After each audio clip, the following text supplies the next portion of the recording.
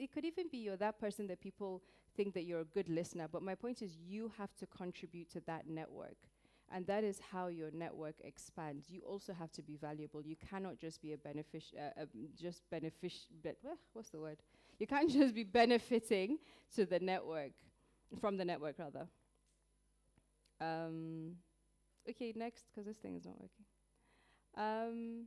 Okay, just a couple of famous quotes that I found that I think captures the essence of networking. But there's one in particular that I really like, the top right. Most of them are from unknown sources, which says, networking is not collecting contacts. Networking is about planting relationships. I think that kind of covers everything I was trying to say earlier. So if you approach things in that, I'm trying to gain genuine connections, form long-lasting relationships, get people to like me, how am I valuable to people, and things like that. That is what creating your network is. Like I said at the beginning, you can literally be an A student. I'm sure you people have heard of what happened to him? He was so smart in school. He didn't have a network. He wasn't kind. People didn't feel drawn to him. He wasn't contributing in other ways, because guess what? Anybody can get straight A's. But once you work on who you are and build that network and expand, and your network has to be diverse. Like I said, it can't just be the people in your dorm. It can't be the people in your class. It has to be any and everybody, anywhere in the world. I'm sure some of you will probably go into higher education from here. Some might even go abroad. Don't be that person that goes to a university in another country and you're only friends with the people that you left Nigeria with. Be friends with everybody. And let it be genuine connections, not because you need something from them. So my call to action for you guys, next slide, which will be my last slide, is basically start that networking today. Try and talk to someone that you ordinarily don't speak to. Networking doesn't mean going to an event with a whole bunch of people and make sure you get as many numbers or discuss. No, networking can be one person. You can just reach out to one person, let's have lunch. You guys have social media, you have networking at the tip of your fingers, basically. If someone is in your social network, it's their birthday, happy birthday, so-and-so. Like those kinds of things, it's just kind. And what you're doing is, networking is not a short-term thing, it's a long-term thing. A lot of people in my network have been people that have been in my life for a very, very long time. Even as I'm speaking today, I wasn't even going to have slides. Someone very dear to me said, I heard do you want me to prepare slides? I'm good. And I'm like, okay, I don't know how to do PowerPoint, so please. And she came up with all of this. It wasn't me. And that's someone in my network, and that was her gift. And she reached out and said, I can do this. And today I'm benefiting from it. And what's going to happen tomorrow? I meet someone, they're doing something, and I'm like, I have someone who's brilliant with presentation. I will then put them in touch with her. And before you know it, her network is wide. Before you know it, she's doing things for, worldwide organizations. So that's how it starts. So please, all of you, just make sure from today, speak to someone you don't ordinarily speak to. Reach out to people. When people approach you, accept them with grace and go out to lunch, dinner. If anybody is interesting to you and you like what they do, reach out to them and be like, I really like this thing that you're doing. I'm interested. I want to learn more about it. Or how can I be like you? What were the steps you took? Don't just come and be like, I really like you. I want to be like you. To have substance. So think about what you really want and who you want in your network and how you're going to form that network. So thank you very much. And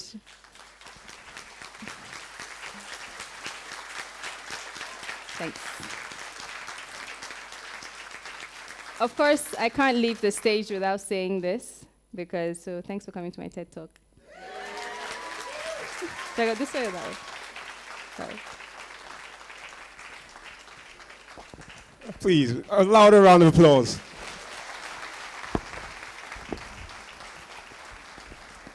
Thank you very much, Aisha Abakiari. So, big call to action. Are we going to act on that?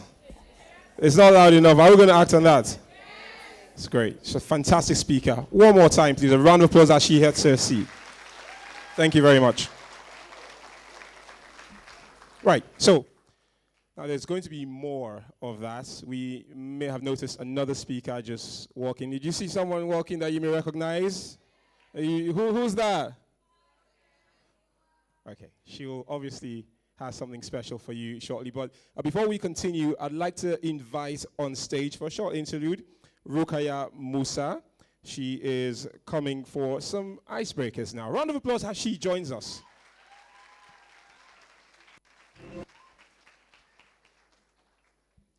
Thank you very much. I hope you all are enjoying yourself. Like you said, my name is Rukayat Musa, and we are going to have a very short game. For those that were on our group chat, the students, I gave instructions on how we're going to play the game. It's a blue cat, so it's a quiz, and then the top 3 winners will be given amazing prizes. So please, can we all open our phones, go to our browser, and type in the code. Dr. Omar. These are the instructions, please. Go to your browser and type in play.bluecat.com.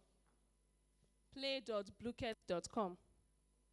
Guests too can play, please. The speakers also, the management, everyone can play.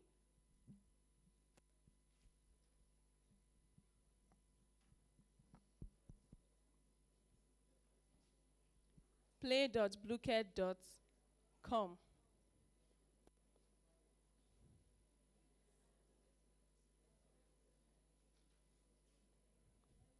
After that, the next slide, please. You create a nickname. For the students, please use your ID number and a letter of your name to create your username.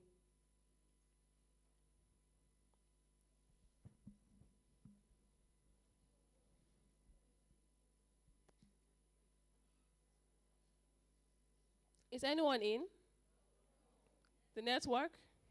Okay, let's give you a little bit of more.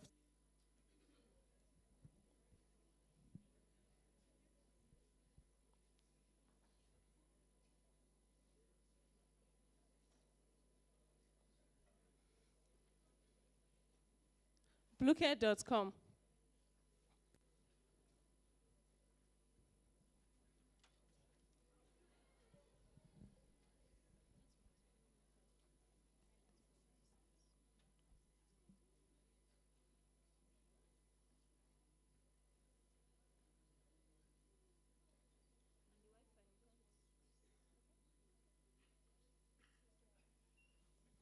Please, is anyone in?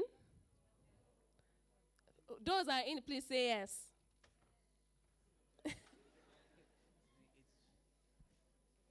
Okay, so since the network is bad, what we are going to do is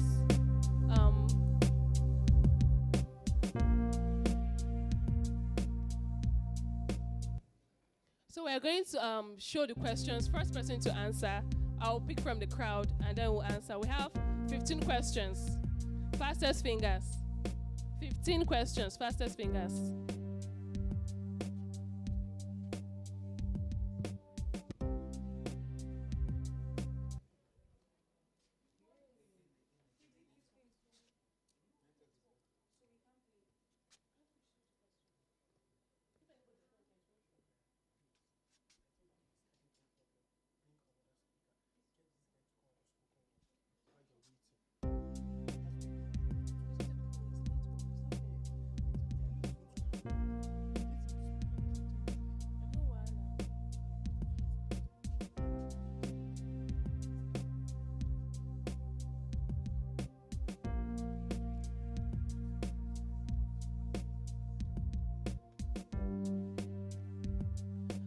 Hello.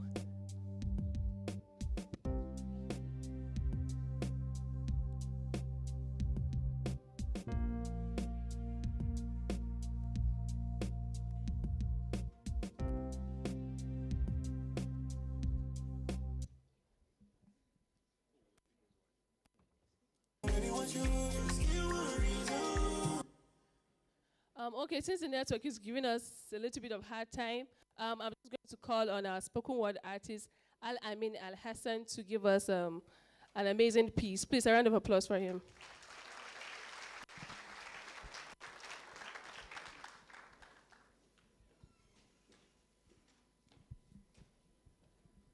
Hello, everyone. Right, just to touch more on what the last speaker said. I know we're all expecting to see Alhan Islam, but she couldn't make it. She had some emergencies. So I'm here as a result of networking. So it's really important. There's a secret love affair that has been going on between my people and suffering. A hidden romance I can only call twisted. See, we know the desperation that drove many and the facial expression of hunger on so many. Here, where to scam or to jackpot is the only Nigerian dream. Where bright ideas are no longer visible because men with no vision continue to lead.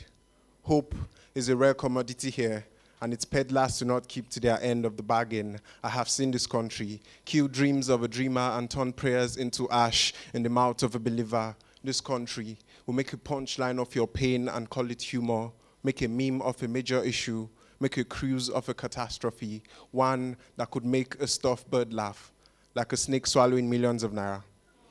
Like a Nigerian air logo on an aircraft refusing to fly in color. Sometimes I wonder if Nigeria is running out of time or running on crutches because there are so many leaders out here with lame excuses. Like contestants in a pageantry, they come waving hands during campaign, charming and misleading, seeking votes to win the lottery. So why do they tell us when they get into office, their hands are tied? They come promising hope, they come, claiming they bring change. But where is the hope? Where is the change? Where is the answer to the prayers our ancestors have been praying? They say there is something about suffering that makes the Nigerian resilient. I say there is something about that makes me mad and makes me want to riot. See, I no longer doubt the dread. Matter of fact, I believe we are the walking dead. Zombies on blood-soaked earth, citizens on tribe-drained cities, a country gone savage. There is something about our history that blinds us from our future. I've not always mistaken this insidious tribalism for national unity, or this snail-paced destruction and called it determination. No, I refuse to accept more excuses for failure. I choose to see past the fog of our divisive past and recognize the power we possess. I believe in the collective struggle that has brought us here, passion and blood, sweat and tears. I believe that every idea is first rejected before it reaches orthodoxy, that every movement has its own origin story. So hear me. I know now how history is made, how a people this broken can be made whole again, how this place offers us a chance to rebuild. I know the foundation on which tomorrow shall be built will not be scaffolded in lies but with truth, that the pages on which our destiny shall be written will not be penned with deceit but with honor. I believe that love for one's fellow citizen is at the heart of nation building. I believe in all that has never yet been spoken, in our indestructible Niger spirit, in our unshaken resilience, in our dreams and devotion to this country. I believe in a new country. I believe in a new Nigeria. Thank you.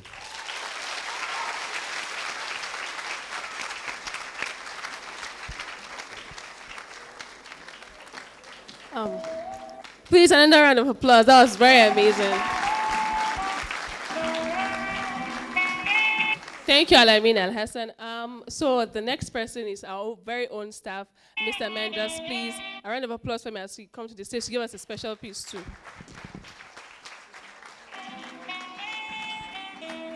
Hold on. Okay. Hold on. I was expecting to hear a clap. You know it's not easy to stand here.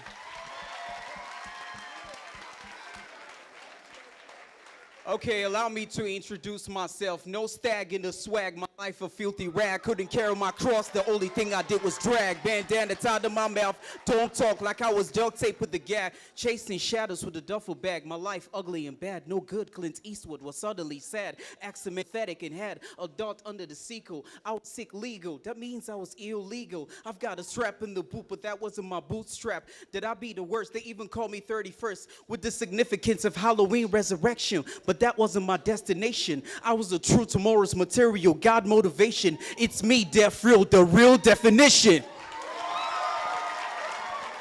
Okay. So I walked in here with just one intention, to entertain you and to educate you. So which means I'm going to edutain you. So as it is right now, hold on.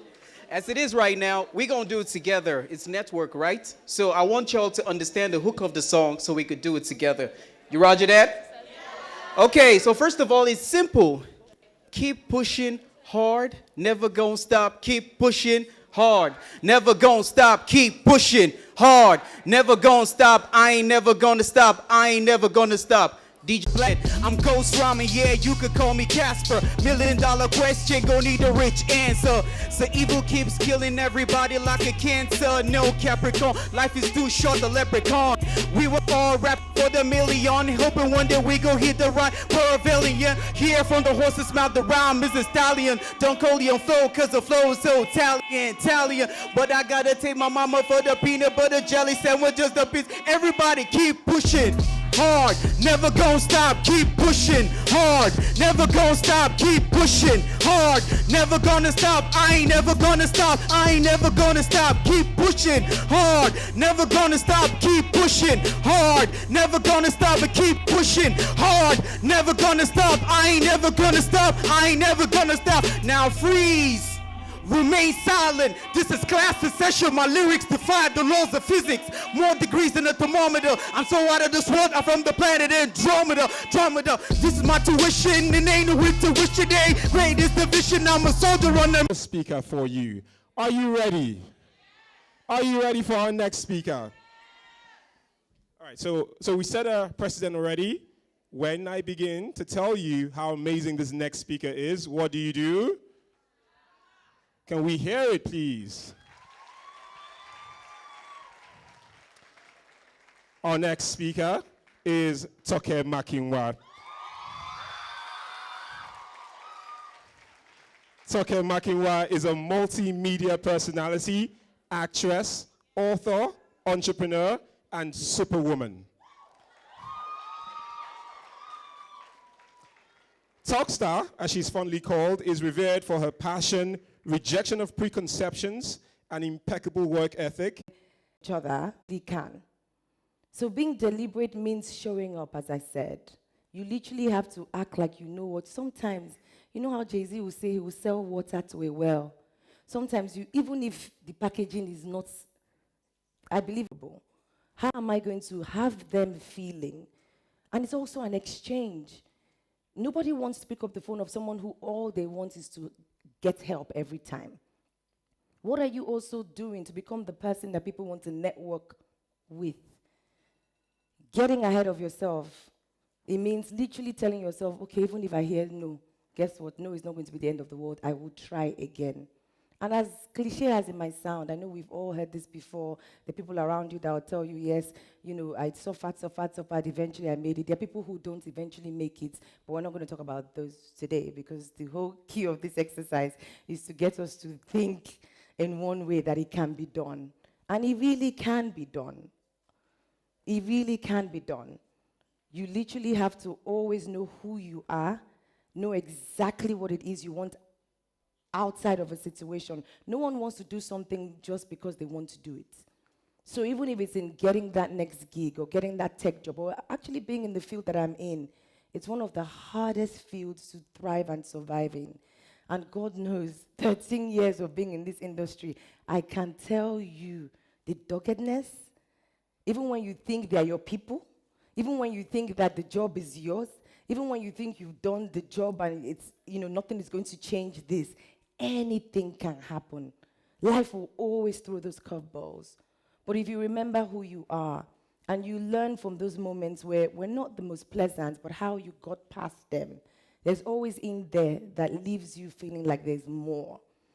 So whenever you're faced at crossroads and there's a truth showing up, regardless of what people around you will say, that content. Even if you just have 5 likes, trust me, someone is watching. People are evil. They might not support you when they don't know you. But the day you blow, it's funny how you see many people in your DM saying, I always knew this was going to happen. I always, look at Hilda. When Hilda won the Guinness Book of Records, do you know how many people celebrated her? If she did not win, do you know how many people will look away and act like that did not happen? A lot of people probably got to know her from that singular event. But prior to that, she's been doing what she's been doing. So when the applause is not there, keep showing up. When you feel like it's only one like, and why will someone listen to me, or why would I get that job? as, why would I even put in this application? It's not my type that goes there. Nobody in my family made it out of the hood. We can always tell ourselves many reasons why it would not work. Final destination is really what matters, but it's the journey. The journey, the people you meet, the networking, the friends you build, the associations you keep. These are the people that would be standing there at the end to really tell the story of your life. So make it count, guys. Thank you so much for having me. And I always say this, I always write this on all of my community. When I share things, I'm like, thank you for coming to my TED Talk. So now I actually get to say it in real life. Thank you for coming to my TED Talk. Thank you.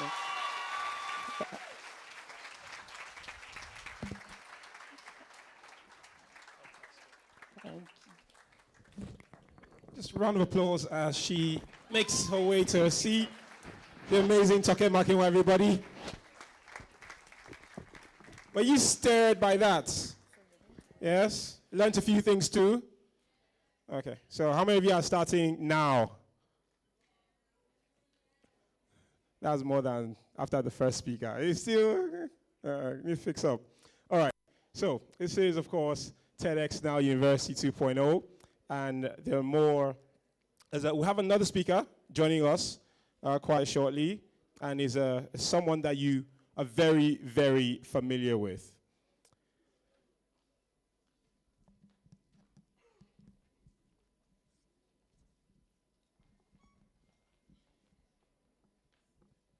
So, of course, I don't know if you just notice who just came in, the VC's here. Round of applause for him, please. Thank you. Excellent stuff. All right. I'm going to tell you about our next speaker now. And by now, we do know what to do, yes? Great. I didn't hear that. We know what to do now. Excellent. Our next speaker is Professor Anwar Alam.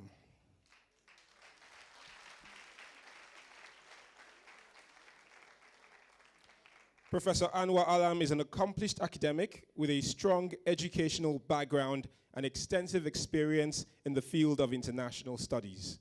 He has a master's and PhD in international studies from Jawaharlal Nehru University in New Delhi, India. Currently, he holds the positions of Deputy Vice Chancellor and Head of the Department of Political Science and International Relations here at NILE University of Nigeria. Professor Alam is also a distinguished fellow at the Policy Perspectives Foundation in New Delhi. Throughout his career, Professor Alam has held prestigious academic positions at various institutions, including full professor at Zerv University in Gaziantep, Turkey, and roles at Jamia Millia Islamia and Jawaharlal Nehru University. His expertise has been recognized through fellowships such as the Indian Council of Social Science Research, doctoral fellowship, and the Alexander von Humboldt postdoctoral fellowship in Germany. As an active author and researcher, Professor Anwar Alam has contributed significantly to the field of international studies. He has published numerous articles, books, and research projects with a focus on South Asia, West Asia, Indian politics, Indian foreign policy, and Muslim politics.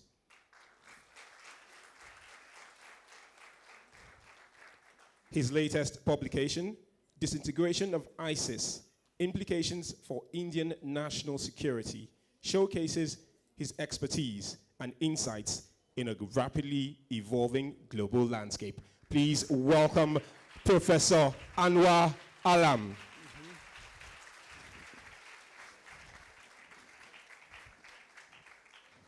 Hi.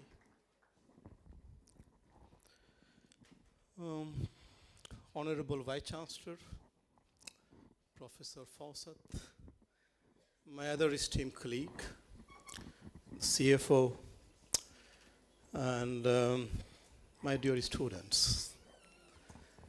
I'm happy to be here And let me thank to the organizer for giving me this wonderful opportunity.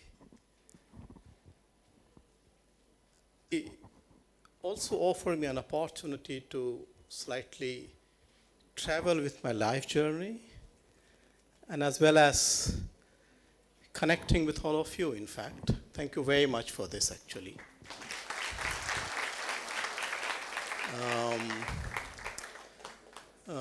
Well, it is very, very difficult to really travel with the entire life journey. But there are two issues which I would like to make it very specific. Number one, if I am here before you, then it's because of network. Otherwise, I would not have been here. That's precisely is the topic on which I'm going to reflect upon. But before directly I really come to this question, there are two issues which I would like to flag, which is connected with my life. One is that when I wrote the examinations of class 11th and 12th rather, I would say, which is called in India the board examinations. Everybody has to get through that motion. And a very painful motion. I mean, somehow, I'm the person who don't like examination. Examination for me is the worst method of evaluating students. And I would probably the last one to agree with this kinds of examination the way we prevail here. I mean, I have my own disagreement with that system, in fact. But nonetheless, those age, I also wrote my examination. And one fine morning, I went to see my result. Very happily, an Indian tradition that the day where you want to go to the school to see the result, you are normally given a new dress. To wear a new dress, good shoes, other things. So I was also given my family when I was going to. And once I reached to the school, what I found that my roll number was not there. And one of the teachers basically told me that, Mr. Alam, you have failed. And then after then, the only question before me, should I go back home or not? Because I don't have the faith to go back home. If one probably look at my family trees and the other, then it is true that I have been the weakest student, that's for sure. Not one who are very performing very well, but probably this idea of failed. And therefore, from the school, I boarded a train. I didn't go back home. I did not muster the courage and a capability to face my family with this kinds of the loser things, actually. So somehow, I boarded the train, but there was this thing, a faith within me that how can I fail? So I went to the other district where the headquarters are there of the examinations. I wanted to check. And there I basically discovered that, oh, I have passed with first division. I have not failed. And what happened is that because in the paper which was circulated there was a one roll number and the same roll number which was printed twice in first division and the second division. And my roll number was not there. There was just misplacement. And that was the first lesson that I basically learned. And the first lesson that I learned that one must have an abiding faith in oneself, comes what may be. That's the only way you can secure your life, you can control your body, and you can control your movement. There's no other way, actually, in fact. Much later, as I move, actually, I also tell you that I became the part of the member of the Communist Party during my student days, becoming much more revolutionaries and the other things, participating in the social activities, political activities, the protest movement, and this and that. Almost 10 years gone into that, actually. And that has given me lots of confidence, a confidence to deal with a different kind of situation, with the different kinds of conditions. I would not say that is something a very bad experiences to me. But one thing I have learned by virtue of being part of that particular past is that ideology blinds you. And it blinds you very badly. So whichever the form since then, any kind of, whether it has to do with religion, it has to do with secular, it has to do with any kind, the ideology has inherent kind of tendency to blind you, to basically homogenize you, to basically produce you, and to basically transform you in a very single accommodative kinds of a person, and you don't see other ways, that there are existing the multiple kinds of the perspectives or multiple kinds of opinion. You become much more arrogant, and you become much more trying to privilege your own kinds of opinion all the time, and therefore you also lose a faith in a dialogue actually. And that's where I realize that this is no good for your own development, for society development, and for the nation development. And then probably my trajectory move actually. I move into the academics very seriously. And one of the most surprising results that basically came out to me, and probably I never thought that I became one of probably the youngest professor in India. I was offered the professorship at the age of 37, 38, which is very, very rare. I did not go through the motion of selection committee, blah, blah, blah. I straight away received the invitation that Mr. Alam, come here and join as a professor. Precisely because I took my academics and then I moved to abroad. I never thought that I'll move abroad, but then subsequently, because of my academic engagement, I moved many of the places actually. And wherever this might travel actually, one thing's become much more sharper and sharper and sharper. And that is that where I have my faith, and I have my belief, and I have this my conviction, which basically says this, that the life is full of opportunities. I'm a very hopeful person. I'm not a hopeless guy. I see in Nigeria otherwise. When I look at my students and the otherwise, they always complain. All the time there's a complaint. Commodity complains against the state, complain against situations, complain against this, complain against this. And this entire culture of complaining, But somehow I have not bought, because I'm always very hopeful. What is fundamental in our own life is essentially is that one thing, that no matter you are hopeful or hopeless, change is fundamental. And all of us participating in that change. You need to be alive to a change. And I do believe is that the world is full of opportunities, and life is full of opportunities. And Nigeria is full of opportunities, and Africa is full of opportunities. I don't see the other ways round actually. The only thing is that who is, I would not normally use the term failure and success, because these are the two stupid terms for me actually. I don't believe in this terminology, because somebody is failure in relation to, and somebody is more successful only in relation. It's not in a very absolute category, in fact, But what I would see certainly that somebody has better access to opportunities and resources, and to that extent, they have proven to be relatively, if you want to use the term success, in the eyes of the public, or in the eyes of government, or in the eyes of the regime of the recognition, whatever you wish to say actually, in fact. And some of them, despite hard work and despite painful journey, has not been relatively so effective in terms of participations in the resources and the opportunities. And I would say that the crucial distinctions that basically brings to that question, that why you have not been effective and why somebody has been so far very, very effective, is a question that it essentially the question of your cultural capital. It essentially the questions of harnessing of your network actually.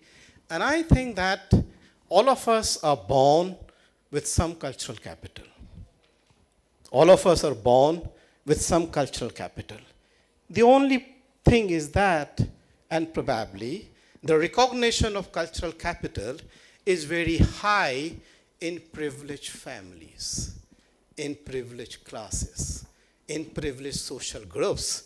And therefore, you will find that they are far more conscious in terms of using their family ties, land ties, city ties, community ties, religious ties, all kind of the networking which are being born by the primordial ties, or your professional identities. What it is that those who are basically relatively far more privileged in terms of the educational legitimacy, privilege in terms of the economic development, privilege in terms of the social standing, privilege in terms of access to the state resources actually, they are far more conscious.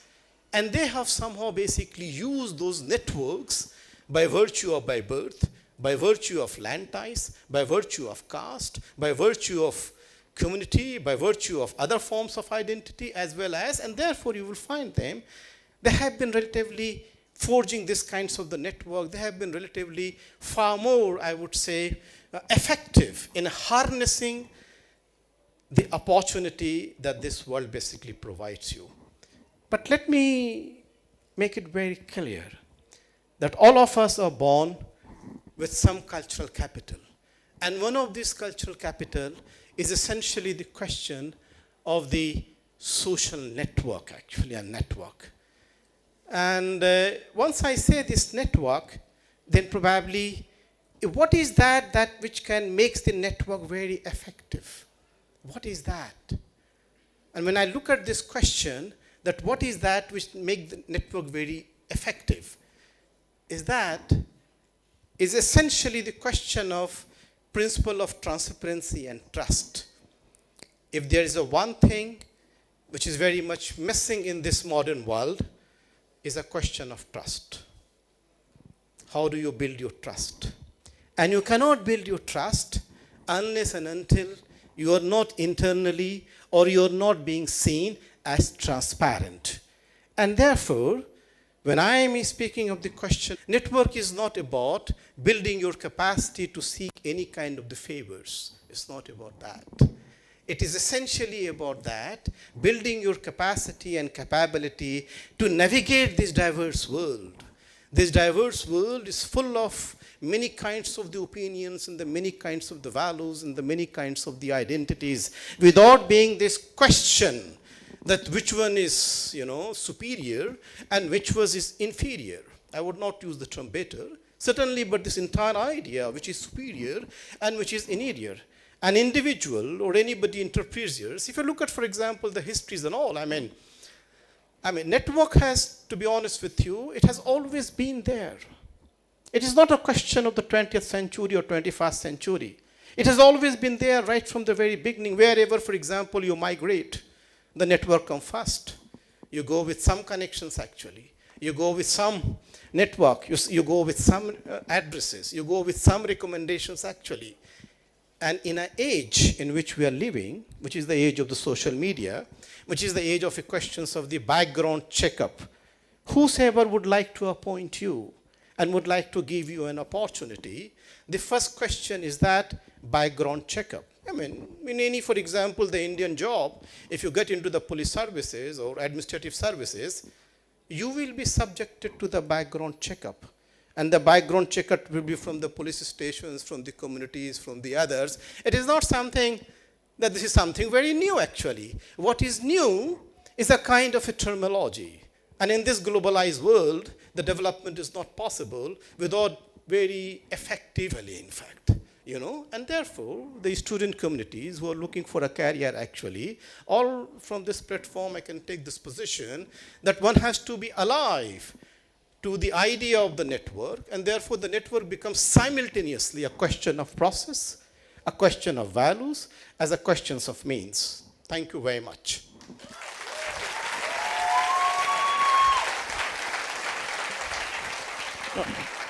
That's all. Round of applause once again, please. Round of applause. It is in time. So, Within time? It was within time. Great. The theme of this year's TEDxNileUniversity is networks, right? And just with a quick yay, just how many of us are willing to do better with creating and tapping into already existing networks? That doesn't sound very enthusiastic. I need something louder. Okay, that is better. So we've had 3 fantastic speakers. Just once again, let's appreciate them for sharing with us today. Thank you very much. Thank you. And the thing you do when you've had people do very well, especially where they've come here and shared their wealth of knowledge with you, is you award them. Are you ready for award time? Okay. So I'd like to please just call on stage, if I do, please round of applause for our Vice Chancellor first to join us during this award ceremony, Professor Dili Dogo. Please join us on stage, sir. Round of applause as he makes his way here. Round of applause.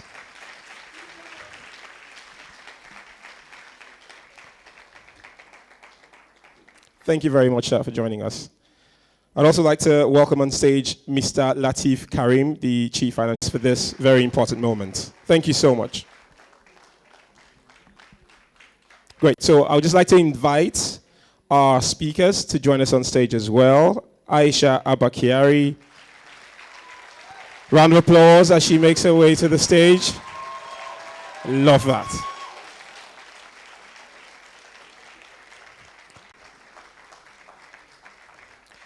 Round of applause if she gets on. Come on now. And I know he's just getting used to the fact that he just sat down, but please welcome back on stage with us right now, Professor Anwar Alam.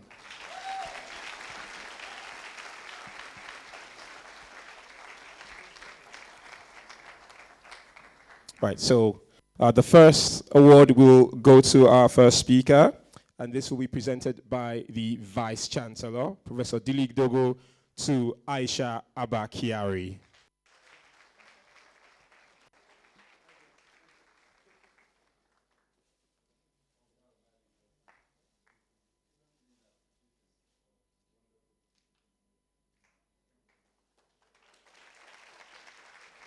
Thank you. So I'd like to call on Mr. Latif Karim. He'll be presenting the next award to our second speaker this afternoon now, Toke Makinwa. Round of applause, please.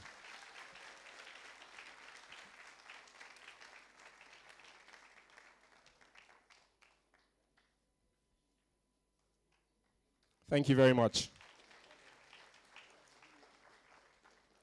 And I'd like to call on Mr. Gerald Osugo to present an award to Professor Anwar Alam.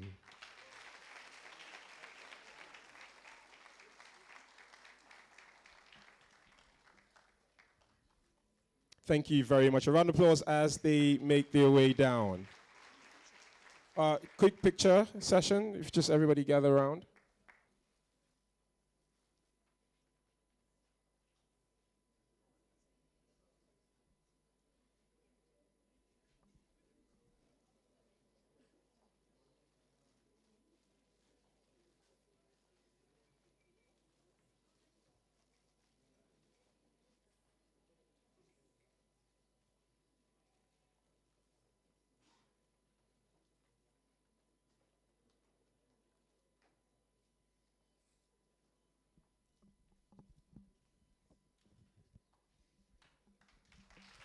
Thank you very much.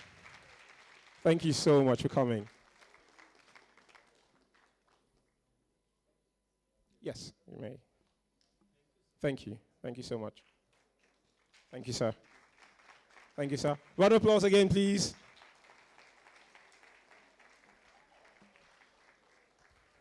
I mean, what a day, right? Outstanding, really. Now, I'd like to welcome someone who we're very big fans of to come and give our closing remarks and vote of thanks. Please welcome to the stage Dr. Falsat Modukbe Aleshinloye.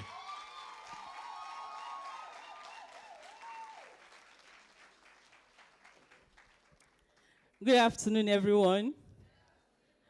Okay, so I'm going to start this vote of thanks by recapping something that Toke said. Being successful is a deliberate, and I will add conscious effort and actions. I want to believe that we're all taking that away with us this morning. And we'll start to be deliberate about what we want to do and where we want to be. So on that note, I will say a big thank you to all our speakers. It has been a very inspiring morning, running into afternoon. And what I love most about our speakers is how honest and truthful you all were in your speeches, and how you deliberately, consciously connect with the audience. We need more people like you to take to the next level. So we do appreciate you a lot. On behalf of Honoris United Universities and Nile University of Nigeria, starting with our amiable Vice Chancellor, we appreciate you for providing us with the platform and the resources to keep doing what we're doing. That is, providing value and providing our students with the best that they can get. On that note, I'll say thank you to everybody. And I will not get off the stage without appreciating my team, student services team and the student ambassadors. Please come up here. You guys are the real me too. Please come up here. We do this all the time. Students, please come this way. All of you, each and every one of you, please, I need you to keep appreciating these young people. They've been so amazing. Please come up here. Thank you everyone. Thank you to each and every one of you. We appreciate you. I am not going to say thank you for coming to my TED Talk because I did not give any TED Talk, but I will say see you at the next TED Talk. Thank you. Yeah. Oh yeah. About at once.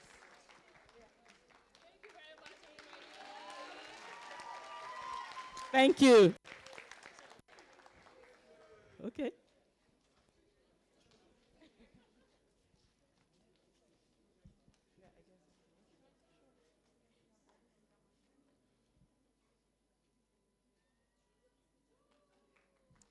Thank you all. Thank you. Just a round of applause once again. I think we've all enjoyed ourselves. It's down to their hard work and making sure all of this comes together nicely. So please appreciate them one more time.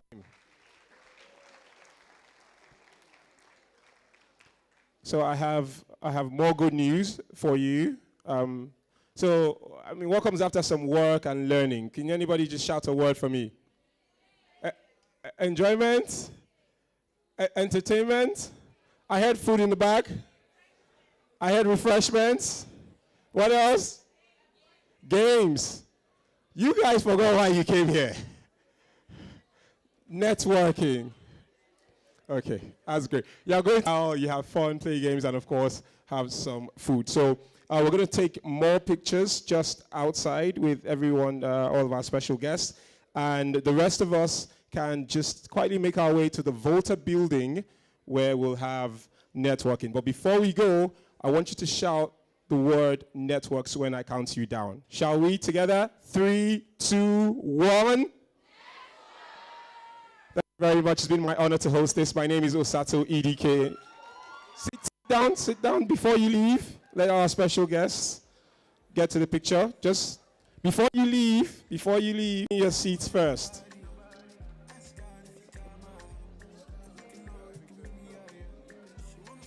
All right. Please sit down so we can leave here in an orderly fashion. Please hold on. Please sit down. We have gifts for you as well.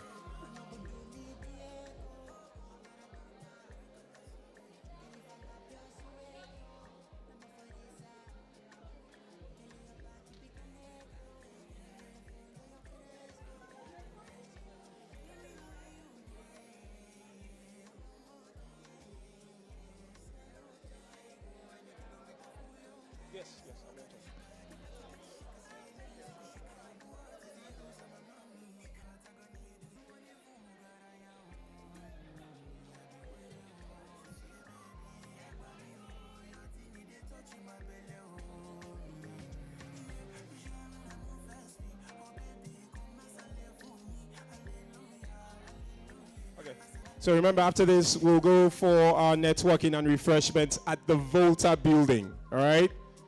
So we'll just let our special guest exit, and then we'll get some stuff, and we'll go network, have some refreshments at the Volta building.